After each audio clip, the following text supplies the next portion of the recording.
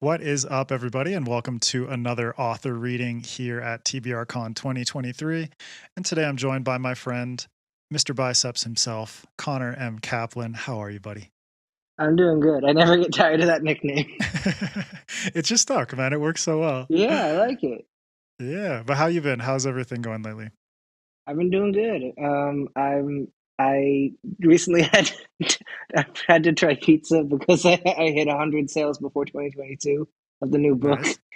and somehow I've survived. Uh, um, I'm What trying to is it think. that you Actually, don't like about cheese? I you That know it's like this is important this is this questions. has all been an intervention the whole time. Oh my God. No, I don't know. It's like a texture thing, but also oh God, there's nothing that's good. I can't salvage anything from it. There's like only one kind of cheese that I can fuck around with. That's like an Alfredo. It's as long as it's in like a cream sauce, and you got to put a lot of spices in there as well. Yeah. That's totally fair, man. Well, for everyone who's watching and doesn't know who you are, introduce yourself. All right. My name is Connor Caplan. I'm an author. I'm a quadruplet. I'm autistic. In November, I released a book called "The Fall Is All There Is," and I'm also the author of the SFF semi-finalist, "The Sword in the Street." Yeah, and the fall is all there is. I'll show the cover off there. Yeah, Real I love beautiful. that cover. Can you tell everybody a little bit about the book, like a bit of a synopsis? Yeah, it's about the youngest in a set of royal quadruplets. Is named Peter Mercy, who when he was 18, he ran away from home. And then 5 years, the book starts like 5 years after he's run away. His dad is dead, and the rest of his family is basically reaching out to him, being like, due to the fact that they're quadruplets, the line of succession is kind of murky, Hmm. and they need him to come back home so that they can sort out who is succeeding the throne next, and he's the only one who doesn't want that. So it's up to him to sort of stop like a civil war from manifesting. Love it. And how is it for you writing this book in comparison to Sword in the Street? Because while you were writing this book, Sword in the Street was in SPFBO Yeah. as like a contestant for that competition. So how was it for you in terms of like the writing process, but also like watching the progression of that book through SPFBO, meanwhile working on The Fall Is All There Is? I think it made things, since they're not connected, I think that made things a lot easier than it Mhm. would have been if I was writing something that was like a sequel to The Sword in the Street. Mhm. Um, it honestly, I'm trying to think of like there wasn't necessarily a way that I don't think there was much of a connection except from the standpoint of like I wanted something that could really blow the Sword in the Street like out of the water in comparison. Mhm. Um, and because the Sword in the Street, I wrote it when I was 23, and I think in some ways it kind of shows. And I wanted something with this one that was like just I needed it to be just miles better. So that's the sort of the main sort that was the main sort of challenge of comparison is like, is this just leagues better than the Sword in the Street? And it was just like constantly an attempt to really push myself beyond what I got. So I was surprised when Sword in the Street became a semi-finalist. That was really when I was like, okay, so I really need to up my game. Okay, all right, cool. Setting standards for myself? Shit. Now people expect things of me. Oh no. Woe is me. Yeah. But I'm gonna throw this up there. This is one of those little like graphics that have been floating around for a lot of different books recently. But I love that the variety that's here. So it's like you have autism, which is like drawing on your own experience, and Yeah. ghost infections, and cyborg horses, and court intrigue, and the quadruplet royals, and everything like that. Thyroid battery swords, all kinds of crazy shit. But how did you approach because you're going into this with a whole new world. How did you approach the world building and kind of like some of the main things that you wanted to achieve with this book? It came in layers. Like the original version of it, the weirdest thing in it was just cyborg horses. It Mhm. was supposed to be one of those things like you know how like the Shannara books are basically just like our world and like the far future and everything. It was Right. basically like that, and it was more sci-fi than science fantasy.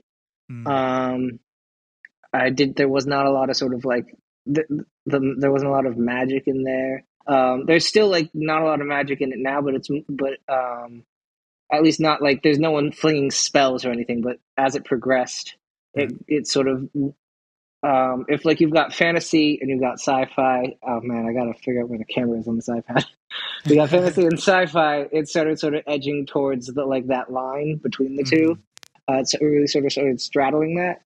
Um, so as it like I needed to do a complete overhaul a couple months in. It started out as like a 208,000 word thing. Um, and then someone read it and basically pointed out a number of like problems with just the central conceit of what I'd written.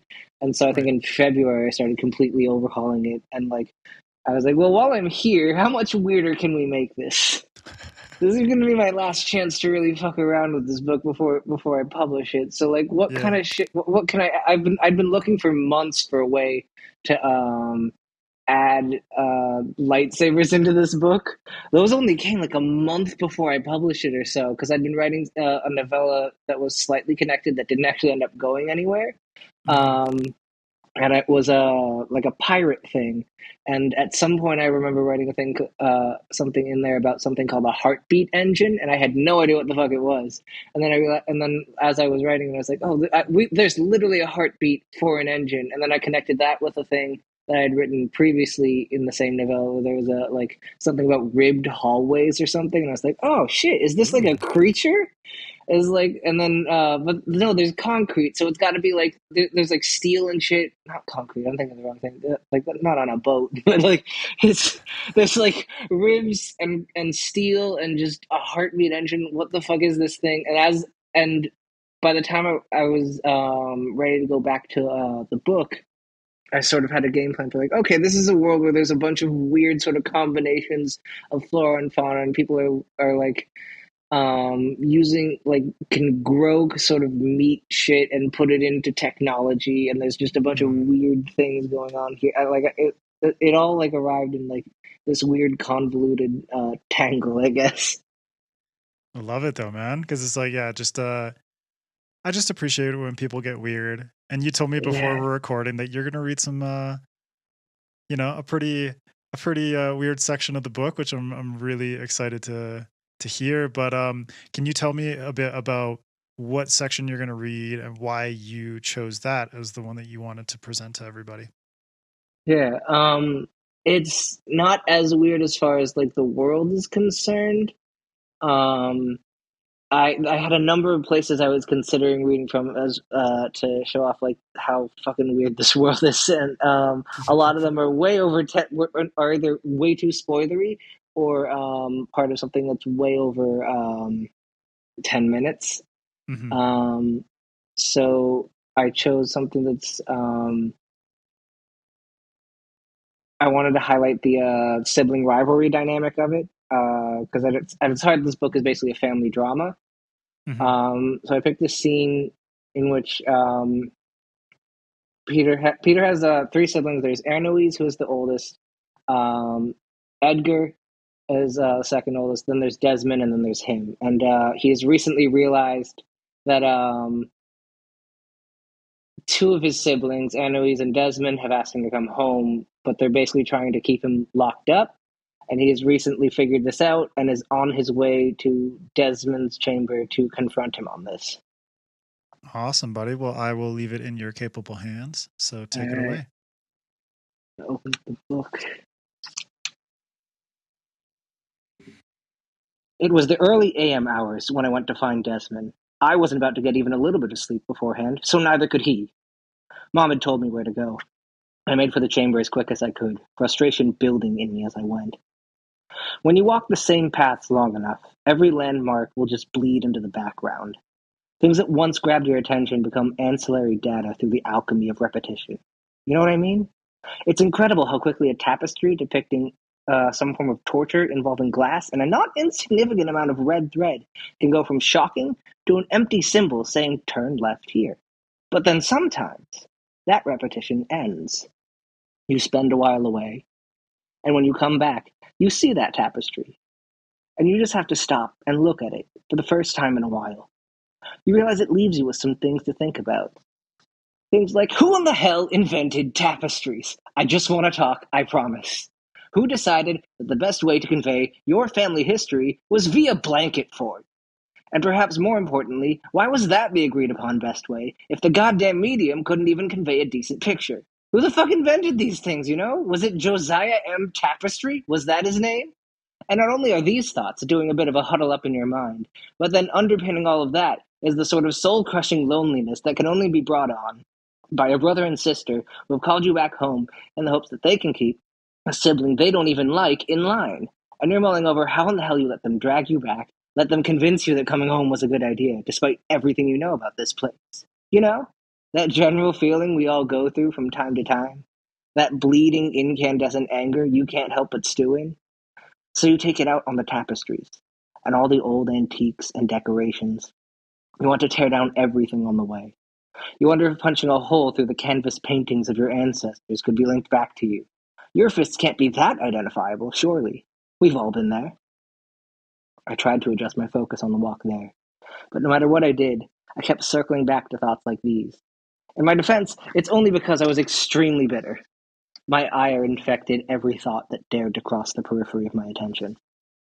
I'm not even sure what I wanted out of the interaction, if I'm honest. I planned to march in there and confront him, and then what? I wasn't sure if I'd thought that far ahead. I wasn't sure I wanted to. Though stopping to crouch at Desmond's door and pick the lock did make me feel ludicrous.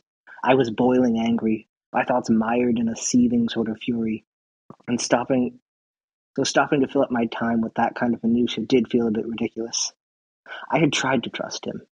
I'd chosen to believe it was possible he had changed, or NOEs had changed, that anything about this place had changed, all because he'd learned to say the words, I'm sorry. Fuck me! All he'd done was gotten better about hiding who he was. I eased the door open. The hinges groaned, and I stepped into a room that smelled like stale perfume. I spotted Desmond's wide silhouette in the low light as he stirred beneath the net of lace that shrouded his bed. I wondered if he could smell me kind. I must have reeked of sweat and mildew, dust and cobwebs, probably a bit of blood. Who's there? His words were runny with exhaustion. I shoved his curtains aside and knelt on his bed. He clawed up a dagger from under his pillow. Don't! He squawked. I seized his wrist, pushed him back down. I slammed his hand on the bedside table once, twice, then the knife sprang from his grip. Please, he squealed. Wait, please, you can't. I can pay. I wrapped my hand around his throat, which shut him up. I felt it wriggle under my palm when he swallowed. Can you? I growled. You've already promised me a fief. His eyes widened when he realized it was me. Peter! I tightened my grip around his throat, and he slammed my knuckles into his jaw. Give me a reason to trust you right now, or I will kill you and go straight to Ed, Desmond. Even I wasn't sure if I was bluffing or not. His hand flew up to the one I had around his throat. He scratched thin white lines down the back of mine. He gave me a nervous grin. Listen. I slapped him. Go on. I'm listening. It's a little difficult to think with your hand right. I placed my dagger against his belly. That shut him up. You're a smart man, Desmond. Why don't you think a little harder? Go on. I'm waiting. Give me a reason. You'll get a fief, he winced. Just as soon as this conflict is done. Just like I promised. I never technically broke my... Desmond? He blinked at me, innocently. Peter? Mom tells me that I'm a hostage. Is that true? He raised a finger. I fought down the urge to hit him again. You talked to her, huh? I wondered if I was perhaps being too gentle with him. I will admit I may have, he swallowed, licked his lips, taken some liberties with the angle of my approach when I informed you why we asked you to come back here. The way he parsed it was astounding. Desmond, hey, you feel this knife in my hand, right? He closed his eyes, sounded utterly exhausted. Yes, Peter, I feel it. I'm poking you with it right now. You feel... Yes, I get it. I feel it. What's your point? Do you want me to gut you? It's been a while since one of us has stabbed the other. We've got a fantastic streak going, you and me. But if you'd like to break it by coming at this the way you are right now, then please be my guest. Desmond sighed through his nose. A pen. That was a pen. It doesn't count. I wasn't sure at first what he was talking about. Then I remembered a time when we were 17 and a family friend, Henry Ring, stabbed me in the back of my shoulder with the nib of a quill. Really drove it in there, too. I was surprised he managed it. The tip broke off, too, and it took a while to dig out. That was on your orders? Fuck! I forgot about that. I thought Ed was the one who sicked him on me. Desmond shrugged. I didn't have the luxury to get caught the way you three did. Uh-huh. Forgot about that. I thought the last time was when I... Wait a sec. Fuck. God damn it. Shut up. I shook him. That's not what I'm here to talk about. Fuck you. I shoved him back and scooted off the bed. I needed to move, to think. Desmond rubbed at his throat and sucked down a grateful breath. Okay. Great. Terrific. So you're not going to stab me? I frowned, then put the knife away. I'm reconsidering it, I hedged. I didn't want to go join Edgar if I didn't have to. And if Desmond could still hook me up with a plot of land and a place to mind my own business, I was going to walk out of here with that. I didn't want to be a part of this. But that meant getting Eloise involved and getting this in writing. I needed clarity on what was expected of me if I was going to get my part of our bargain. Right, Desmond said. So where are you at right now, then? How are you feeling? I'm feeling like you should fetch a courier. He rubbed his eyes. Peter, it's the middle of the night. Can't it wait till morning? I blinked at him, drew the knife an inch out from the sheath again. Okay, God, fuck, I'm up, calm down. Good Lord. He climbed out of bed, tied a silk robe over his chest, and sat down to write a missive. When he was done, he opened a desk drawer and pulled out a tiny mechanical bird. It's programmed, he told me. Mom invented them. A little pin dangled from a copper crow's foot.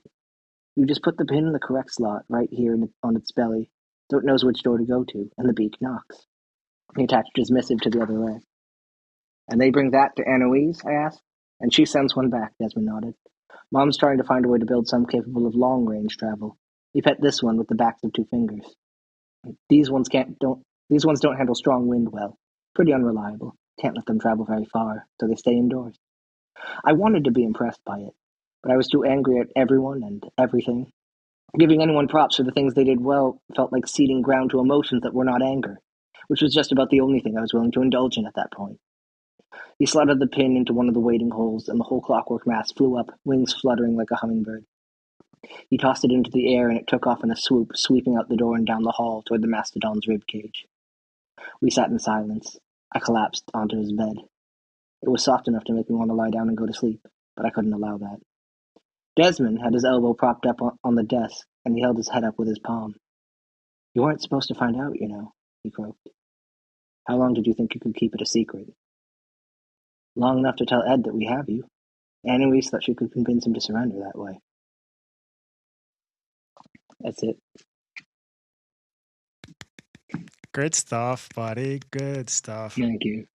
I really like that because it accentuates the family dynamic, which you were explaining before. And I think that's probably such an important aspect of the entire book, is like from start to finish is like this family dynamic is key. Yeah. So I really appreciate that. Yeah. Someone once explained to me, like, someone who read it sort of went like, you know how like there are disaster characters? This is an entire disaster family. Everyone's a disaster. Yeah, basically. Well, that was great, buddy. I really appreciate it. And I'm going to show the cover off one more time because it's really beautiful. Love it. And can you let everyone know where they can pick up the book and, like what versions it's available in and all that stuff? Yeah, it's available on Kindle and paperback on Amazon, and it's also in I believe Kindle Unlimited as well. Fantastic. And that's available now. So anyone who's watching this right now, go pick it up right now. It's out there. It's in the world. And I really appreciate you doing this, Connor. It's always good to see you, buddy. Thank you for having me. Yeah, as always. And if you could let everyone know where they can find you on social media. I am basically at the CM Caplan on most social media. It's at the CM Caplan on Twitter, Instagram, TikTok, I don't know, Mastodon, whatever other ones have cropped up lately. I've probably got that handle on there. Mm-hmm. Fantastic, man. Well, thank you again. And to all the people over at FanFiAddict, they didn't get to see much bicep today, but it's okay. Oh, man. I'm so sorry. I just can't believe. very casual stretching. Yeah. Yeah. All right, man. Well, thank you again. I really appreciate it. Yeah.